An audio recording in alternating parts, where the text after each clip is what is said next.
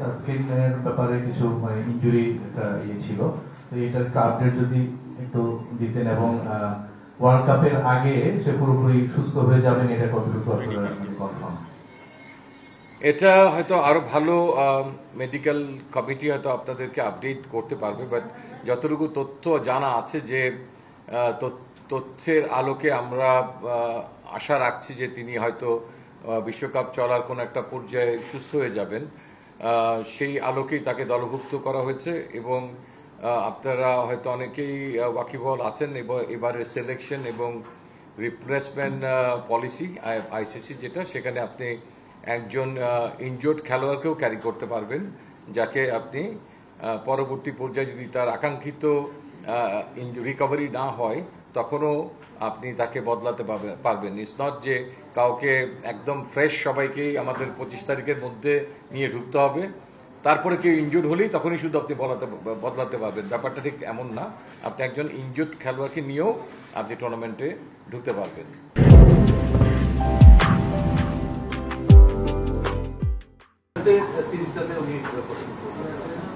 USA সিরিজে বলা যায় যে সোফার যা মেডিকেলের রিপোর্টে যে বলা হয়েছে, সেখানে আমার মনে হয় না তাসকিন সেখানে খেলতে পারবেন, বাট দলের সঙ্গে যারা রিজার্ভ হিসেবে যাচ্ছেন, ট্রাভেল করছেন, তারা তখন সেখানে অ্যাভেলেবেল থাকবে সিলেকশনে ইউএসএ পার্টটায়।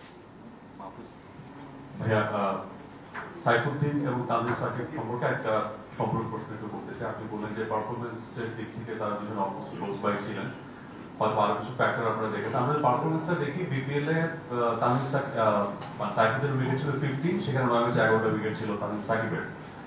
এই সিরিজেও সাইফুদ্দিনের 8টা উইকেট, 2 ম্যাচে 1 উইকেট হচ্ছে তানভীর সাকিবের। সেক্ষেত্রে পারফরমেন্সটা কিভাবে ক্লোজ বাই হয়, এবং আমরা তানভীর সাকিব যখন বোলিং করেছেন তখন দেখেছি লাইন লেন্থের উপর তার কন্ট্রোল কিছুটা কমই ছিল।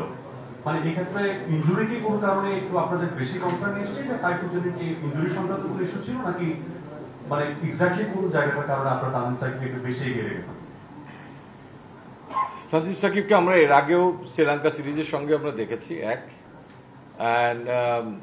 তার একাগ্রতা, তার থেকে তার যে দেওয়ার মাঠে যে ডেলিভার করার যে প্রচেষ্টা, সেটা তাকে কিছুটা এগিয়ে রেখেছে। As a ফিল্ডসম্যান he is very good, and as well আমরা যে কারণে একটু বেশি মুখিয়েছিলাম সাইফুদ্দিনের দিকে, ব্যাটিং করার তিনি খুব একটা সুযোগ পাননি, তার ডেথ ওভারে ইয়র্কার করার যে অ্যাবিলিটিটা ছিল সেটা অনেক কম পরিলক্ষিত হয়েছে। সেখানে আরো অনেক উন্নতি করতে হবে আমার মনে হয়, যেটা ঘরোয়া টুর্নামেন্টে করেছে তার সঙ্গে ইন্টারন্যাশনাল ক্রিকেটে এসে একটা তারতম্য আমরা লক্ষ্য করেছি। নাহলে আমি যেটা বললাম, হি ওয়াজ ইন আওয়ার মাইন্ড।